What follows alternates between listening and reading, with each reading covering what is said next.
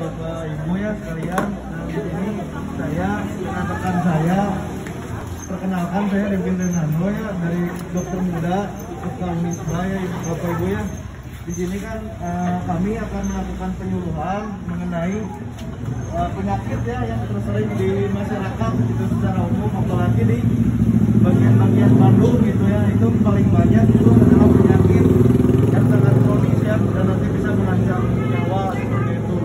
Nah di sini kami dan teman-teman ya rekan-rekan saya di sini Pak Unisba akan melakukan penyuluhan ya Bapak Ibu ya untuk nanti penyakit-penyakit yang tersering gitu ya, nanti yang tersering itu yang bisa mengancam nyawa seperti itu. Nah di sini kami akan melakukan penyuluhan berjudul hipertensi ya Bapak Ibu ya. Bapak atau Ibu bisa mendengarkan hipertensi kan sering terjadi ya di kalangan masyarakat, bahkan di masyarakat umum itu sering ya terjadi hipertensi. Nah apa yang dimaksud hipertensi itu ya Bapak Ibu ya? Jadi hipertensi itu suatu penyakit yang ditandai dengan peningkatan tekanan darah gitu. Jadi harus tahu tekanan darah itu yang normal seperti apa. Nanti biar bisa menentukan saya darah tinggi atau tidak. Karena darah tinggi itu kenapa sih bisa penyakit yang diam-diam membunuh gitu. Jadi tanpa disadari, tanpa diketahui, tiba-tiba bisa terjadi serangan jantung dan bisa meninggal. Meninggal secara mendadak itu sudah sering ya karena penyakit hipertensi yang kronis gitu ya, yang sudah menahun seperti itu. Nah sekarang hipertensi itu kan darahnya tinggi. Nah sekarang batas-batasnya harus tahu ya ibu-ibu ya, dari sini batas yang normal itu berapa sih? 120/80 ya, itu yang normal. Kalau misalnya di atas dari 120 dan yang bawahnya itu di atas 80, nah itu sudah dikatakan hipertensi seperti itu. Jadi darahnya tinggi ya, apalagi kalau udah di atas 140 terus yang bawahnya di atas 90, nah itu hipertensinya sudah derajat yang tinggi gitu, yang berat. Nah kenapa sih hipertensi ini perlu gitu ya diedukasi ke ibu-ibu, bapak-bapak? Karena hipertensi itu penyakit yang silent, yang diam ya Bu ya, diam-diam langsung membunuh seperti itu. Kan tidak ada yang tahu, tidak ada gejala, tidak ada apa-apa, tiba-tiba bisa stroke atau bisa nanti gangguan otak gitu, gangguan di ginjal dan sebagainya. Makanya di sini pentingnya edukasi untuk masyarakat apa. Jadi hipertensi kan tadi sudah dijelaskan ya, kalau di atas dari 120 dan yang bawahnya di atas 80, nah itu sudah termasuk hipertensi. Nah apa saja yang menyebabkan hipertensi? Yang pertama harus mengetahui ya Bapak Ibu faktor risiko. Nah faktor risiko itu apa? Faktor risiko itu yang menimbulkan hipertensi apa? Yang pertama ada dua faktor risiko ya Bapak Ibu ya. Ada faktor risiko yang bisa diubah dan ada yang tidak bisa diubah seperti itu. Kalau yang diubah itu apa? Kalau yang diubah itu faktor risiko ya seperti pola makan yang pertama, itu bisa mengubah hipertensi itu. Jadi bisa nanti menurunkan tekanan darah. Nah seperti pola makan yang bagus. Nah pola makannya seperti apa? Pola makan rendah garam, rendah lemak. Terus harus banyak sayuran, terus banyak buah-buahan. Nah itu yang penting. Terus selain pola makan apalagi gaya olahraga sehari atau misalnya dalam seminggu itu harus 1 kali minimal ya. Seperti olahraganya apa? Jalan santai gitu. Ya, tidak ada yang susah ya Bu ya. Bapak Ibu bisa melakukan keseharian ini, bisa berjalan santai atau bisa berlari. Jadi porsinya sedikit ya untuk olahraga itu. Jadi jangan dipaksakan. Ya itu sudah mengurangi risiko hipertensi seperti itu. Terus yang ketiga apa? Yang ketiga itu setelah pola makan, setelah olahraga. Nah terus yang ketiganya apa? Istirahat yang cukup seperti itu. Itu aja sudah bisa merubah gitu ya gaya hidup yang supaya tidak darah tinggi. Nah istirahat cukup itu seperti apa? Jadi jangan terlalu malam tidurnya, apalagi begadang seperti itu. Kalau begadang kan nanti kerja jantung akan cepat ya, nah itu bahaya, nanti bisa terjadi darah tinggi, nanti kemudian stroke, bisa ke ginjal gitu kan, komplikasi yang lain ya Bapak Ibu dengannya seperti itu. Itu yang bisa diubah. Kalau yang tidak bisa diubah apa? Seperti faktor usia itu tidak bisa diubah. Itu pasti tidak mau pasti akan hipertensi. Tapi kalau pola hidupnya tidak sehat seperti itu ya. Itu faktor usia, semakin usia nanti di atas 30, 40, 50 itu semakin tinggi, nanti bisa darah tinggi seperti itu ya. Jadi harus dijaga kondisinya. Terus yang kedua selain faktor usia apa? Faktor jenis kelamin. Nah, jenis kelamin menentukan ini untuk hipertensi ya. Dimana kalau yang untuk wanita itu lebih tinggi terkena hipertensi daripada yang laki-lakinya. Kenapa? Karena perempuan kan dia ada faktor hormonal ya, ibu bapaknya melahirkan dan sebagainya, mengandung gitu. Nah itu dia kan cenderung gitu darah tinggi, makanya harus dikontrol seperti itu. Terus yang ketiga yang tidak bisa dirubah itu genetik. Kalau genetik itu keturunan ya bapak ibu ya, kalau hipertensi itu keturunan. Jadi keturunan itu misalnya di keluarga ada yang punya riwayat darah tinggi, itu nanti pasti bisa turun gitu ya kepada anak-anaknya, kepada saudara-saudara dekatnya seperti itu. Nah itu harus bisa dirubah gitu ya dengan pola hidup, pola makan, gaya olahraga seperti itu, dan tidak sulit kok ya. Seperti itu kalau untuk yang hipertensi itu ya. Terus selain faktor risiko yang perlu diketahui apa di sini macam-macam gitu ya, gangguan yang timbul ketika darah tinggi yang disebutkan tadi kan bisa meninggal mendadak ya. Jadi penyakit yang secara diam-diam membunuh masyarakat seperti itu. Yang seperti ini darah tinggi apa aja nanti bisa ke otak.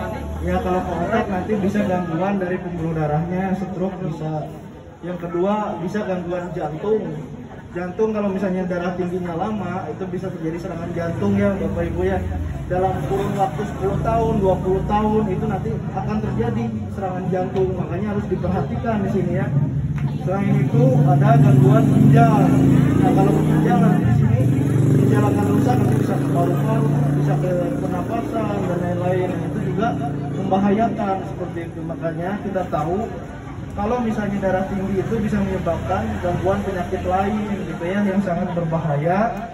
Makanya dari itu kita harus menjaga dengan pola-pola yang sehat tadi ya seperti itu. Terus ada pun juga cara-caranya untuk darah tinggi ini harus dilakukan apa aja ya Bapak Ibu ya. Yang pertama di sini harus cek kesehatan berkala seperti itu ya. Cek kesehatan berkala itu harus berapa kali sih gitu ya dalam 1 tahun. Harusnya itu 6 bulan sekali, 1 tahun bisa 2 kali dicek ya. Ceknya itu apa saja, tekanan darah gitu ya, harus rajin ke puskesmas. Itu 1 tahun 2 kali, artinya 6 bulan sekali itu harus dicek ya tekanan darah. Apalagi kalau usianya sudah di atas 40 ya 50, nah itu atau ada riwayat keluarga harus diperiksakan 6 bulan sekali ya, 6 bulan sekali dicek. Nah itu nanti tekanan darahnya berapa, apakah lebih dari 120, apakah kurang gitu.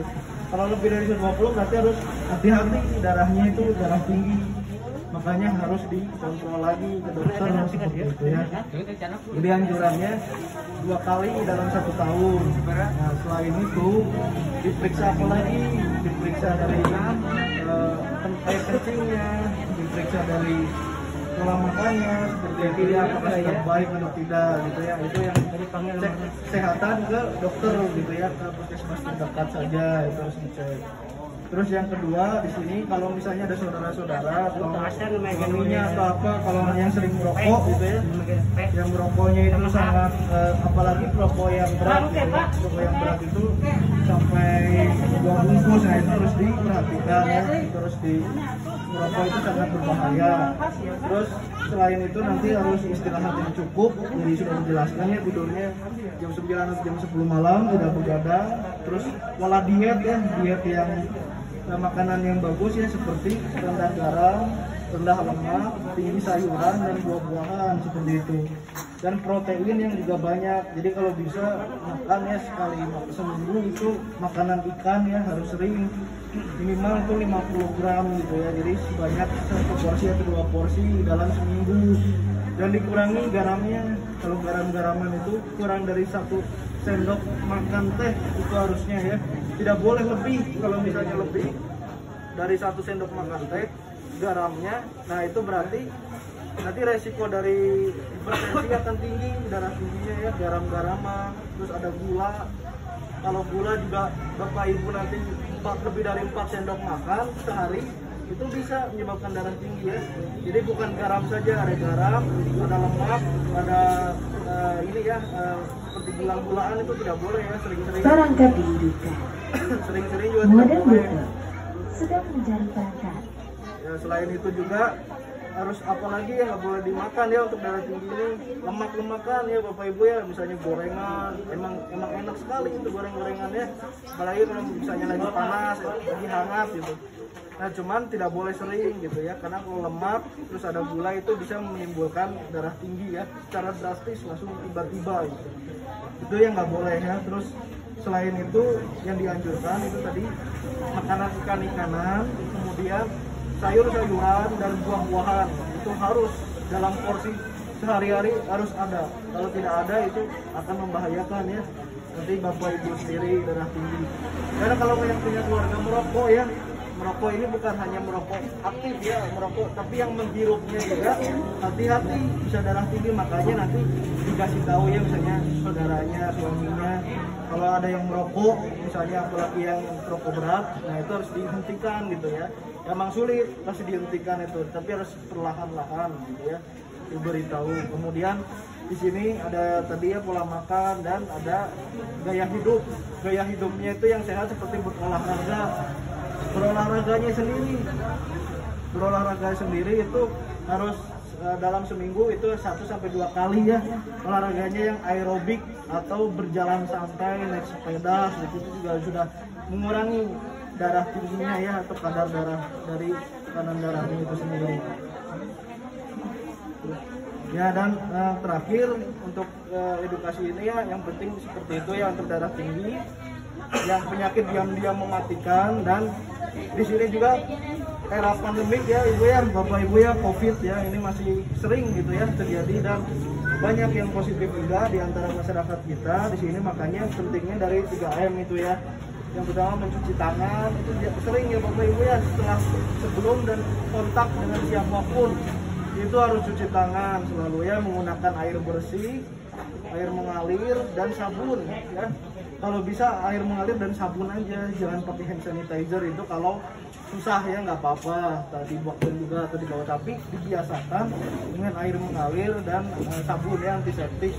Itu dibasuhnya pakai gerakan 7 langkah ya Bapak Ibu ya, 7 langkah dibersihkan sampai benar-benar bersih seperti itu. Kemudian masker ya Bapak Ibu ya, masker harus patuh dipakai yang benar ya. Masker tidak boleh di bawah dagu ya, nggak boleh dilepas di bawah dagu, nggak boleh dibuka selama perjalanan ke rumah sakit, puskesmas dan sebagainya, tetap dipakai ya masker. Walaupun masker sendiri kan fungsinya untuk perlindungan ya, jadi untuk pencegahan, tetap saja kita harus vitaminnya yang banyak ya, vitamin C, vitamin D yang disarankan ya, selain masker itu sendiri.